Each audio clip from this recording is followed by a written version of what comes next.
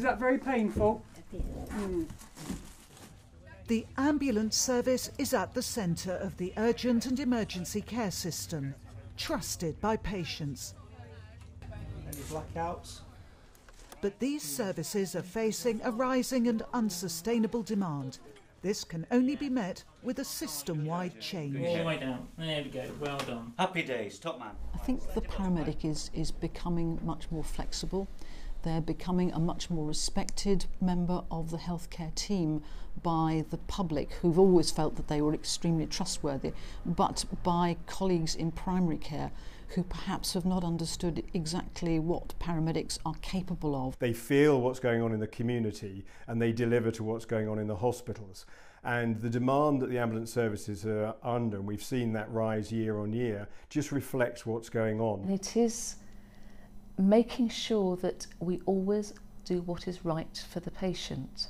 So that can go as far as the skills of paramedics or other healthcare professionals have, how many people can safely be treated outside a hospital environment. If we respond with the right skill set in the individual, so particularly a paramedic with good patient assessment skills or a paramedic practitioner, and we can deal with about 40 to 50% of patients when we at the point of contact, when we turn up with the right skill set, which is all the time reducing our conveyance rate to hospital.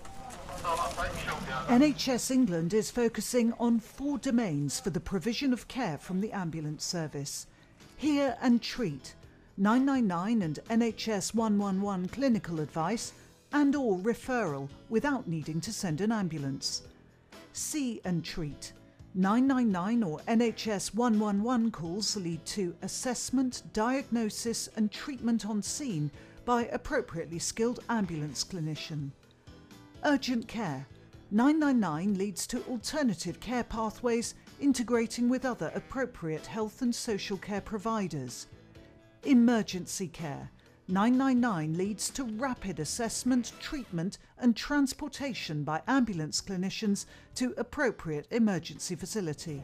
Oh, hi Christchurch, this is Gail, clinician with single point of access.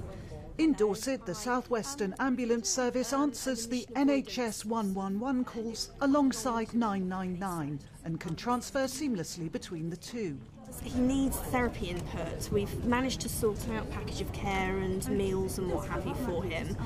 It's part of a clinical hub, including out-of-hours and single point of access, which works out the best local health or social care services for patients with a non-life-threatening condition who don't need an ambulance. Isle of Wight Ambulance Service also offer an integrated clinical hub, including pharmacists, district nurses and social care advisors. I get a dizziness in the head. Other trusts are also developing clinical hubs in their control rooms to provide hear and treat services involving specialist paramedics, and some introducing other healthcare professionals such as GPs, nurses, mental health professionals and midwives. Have you got all your sensations in your arms? As well as providing hear and treat care, the hubs provide remote clinical support to paramedics out in the community. Not really worse on movement. One thing I would like to see would be very much the integration of the 111 and the 999 service, so that we as a health service actually make the decision with the patient about the pathway they're going to take. It's not decided by which telephone number they chose to ring in the first place. It really is about finding the most appropriate care pathway for them. In a rural area like Devon, the need to cut down on unnecessary hospital visits is all the greater. Just 45% of 999 callers here are taken to A&E, 37% are handled by see and treat, and 8% by hear and treat, with the remainder being referred along other care pathways. How long have you been on warfarin for? A long time? 3 or 4 years. I think. Really? The new urgent and emergency care system envisaged in the Keogh review is designed to manage the ever-rising demand. Work is going on to try to understand the reasons for it. You're not going to be paying up here, heavy darling. It's estimated there are more than 1 million avoidable emergency hospital admissions every year. 1 in 5 patients could be treated and cared for equally well or better out of hospital, while up to half of all 999 calls where an ambulance has been dispatched could have been managed at the scene. The new system will encourage patients to take more responsibility for their own care. NHS 111 will become the smart call to make, the gateway to a consistent, localised urgent care system made up of advice by phone, GP and primary care, urgent care centres, paramedics at home and a community pharmacy. In an emergency, they'll be taken to an emergency centre or a specialist emergency centre. At times of stress, naturally people will go to the place they think is the right place to go to based on previous experience. And the previous experience to date is that's probably an A&E department and it's probably going there by ambulance. What we have to do is to create a different system so that the offer to the public is much better, that they will get a much better response if they phone 111 and they get advice, that they are treated at home by the paramedic and other teams come in. Once the public start to experience a different offer, they will start to use the service differently. I think the onus is very much on the NHS to change, not to expect the public to change because we need them to change. The nearest hospital isn't always the most appropriate one. In London, the ambulance service takes suspected stroke or TIA patients to specialist units. This has led to improved outcomes. Just woke up early one morning and I had this pain in the hand that I couldn't... The whole urgent and emergency care system also needs to be connected, ending the traditional barriers between hospitals and community services to improve information flow and make specialist advice available to help primary carers manage complex cases. I think over the last 10 years we've demonstrated that our crews are extremely competent at identifying certain conditions and following protocols and dictating the way in which healthcare can be delivered. As we move forward, we need to broaden that so that we are better informed about the initiatives within community and primary care. We can link into that, and that going forward we will have a workforce which is capable of delivering mobile healthcare in a way that we see GPs doing, but we will remain a mobile resource, whereas GPs I think increasingly are based on their surgeries, but the combination could be very powerful. So life's been a bit difficult then, is it?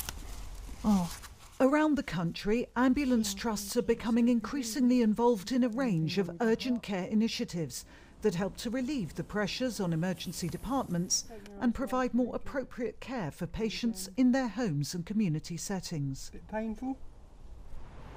The In Case of Emergency ICE bus operates in Southampton city centre on Saturday nights. I'm pretty sure it's broke. What can I do about it? It's one of several examples of similar services around the country where the ambulance service works alongside other partners to keep people out of emergency departments at peak periods. In 18 months, 455 people have been helped. You make a fist. 41% were treated on the bus. A further 23% were simply drunk and were safely cared for on the bus until sober enough to get home. South Western Ambulance Service has recently taken over the contract to run the minor injuries unit at Tiverton, which will now become the local urgent care centre.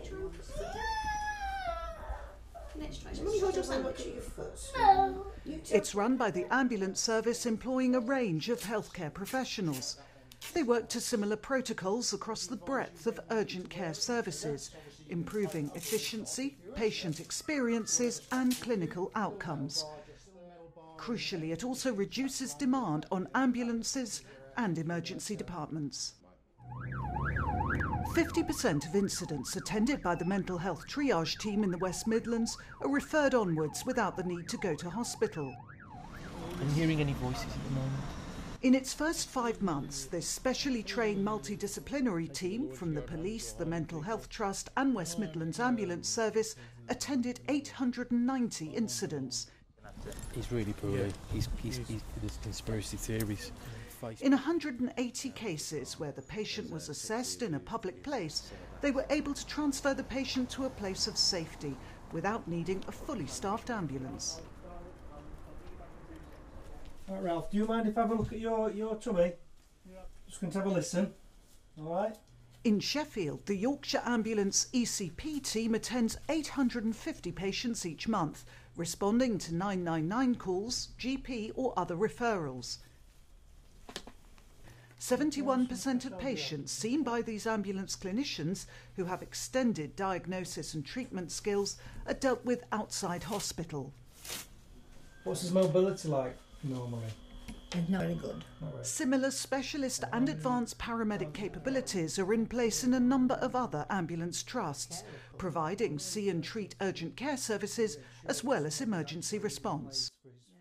Have you seen the doctor recently? On the Isle of Wight, paramedics are using electronic patient record forms. They record medical information about the patient. I'll just double check the allergies you have. Is that penicillin? This can then be transferred automatically when they arrive at the hospital to be added to the patient's record. Falls among the frail and elderly form a large part of ambulance work. No, I can't walk. I mean, we can't find anything medically wrong with her now. South Central Ambulance Service, like most trusts, has a falls referral and triage scheme in place. They work with community health providers to identify those at risk before a fall occurs and ensure preventive equipment is in place. Is there anything else we can do for you? If a fall does happen, they also provide alternative pathways of care, avoiding unnecessary hospital admission. Do you have any respiratory problems? The North West and several other ambulance trusts operate the Paramedic Pathfinder system, facilitating assessment and appropriate referral pathways based on the patient's condition and knowledge of their care plan. And again. Care plans are electronically linked to the ambulance service, so when a 999 call is made for a planned patient, the ambulance clinician has up-to-date information on the best treatment. Hello, it's the ambulance service. The Paradoc scheme, being piloted in Hackney this year, sees a GP working alongside a paramedic, providing a wider skill base. They respond to 999 calls that have been assessed within the clinical hub or referred by a paramedic on scene. I'm interested to know if there's any kind of sharp pains where I'm pushing. They attend urgent cases of patients with complex or long-term conditions, resulting so far in 87% of cases avoiding hospital attendance and unnecessary admission. You see that finger there? Open your right eye, that's it. As part of a graduate profession, paramedics have the skills to handle many conditions. With postgraduate qualifications and further training, these roles will continue to expand as they take on more clinical responsibility and decision-making, including giving prescriptions. From a patient perspective, I think it's about appropriate care in an appropriate setting. From a taxpayer's perspective, it's appropriate care at an appropriate cost. And from the staff perspective, certainly in the ambulance service, that gives them some career opportunity and some ability to progress beyond paramedic into the paramedic practitioner or the critical care paramedic roles. The following changes will enable the transformation of urgent and emergency care. Increased awareness from all NHS partners, especially commissioners, of the vital role that the ambulance service can play in managing urgent and emergency care patients. Improved partnership working so that the integrated services model becomes a reality. Increased investment in training and education to give more of the ambulance workforce the decision-making skills required to enable appropriate home-based assessment, treatment and referrals. Greater synergy between the NHS 111 and the 999 services so that patients can be managed seamlessly between the two, making one service through two numbers a reality. Improved sharing of information so that ambulance staff have timely access to electronic patient records and care plans, enabling them to make the right treatment decisions, thereby improving the patient experience and clinical outcomes. Increased collaboration between the ambulance sector and its CCG commissioners to ensure that the right services are commissioned to deliver real benefits for patients. Everyone's been so kind to me. On her 100th birthday, Dorothy Woodham suffered from diarrhoea and vomiting. And if I can get you to straighten your arm out for me. Her frailty meant a visit to hospital could cause more harm than good. Call me George. Okay. I think you're over the worst. A South Central specialist paramedic was called, who took the decision that she could be treated where she was, allowing her to celebrate the rest of her birthday at home. I'm glad she's staying here, okay. Can't say enough about the health service. It's been fantastic. Call us if you're worried. Take care. Take care. Bye. Bye-bye.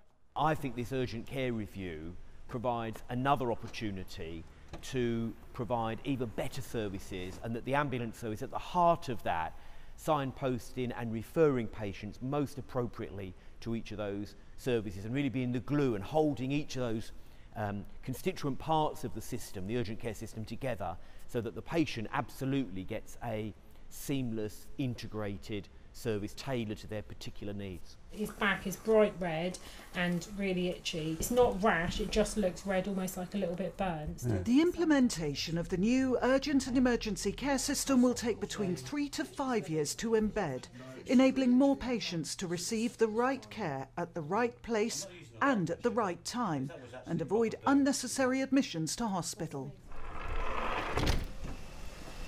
The ambulance sector is uniquely positioned to help make the new system work. Try and keep still. There is help on the way. All the emergency. It's highly respected, trusted by patients, and with a dedicated staff able and willing to take on new professional skills and responsibilities. Okay. Are you in any pain anywhere other than your leg, Helen? What about there? By working closely with the Department of Health, NHS England and local commissioners to ensure the necessary capacity and capabilities are in place across England, the NHS ambulance sector will be able to deliver its essential role, integrating with partner providers in a new urgent and emergency care system. Call us if you're worried. Take care. Take care. Bye. Bye-bye.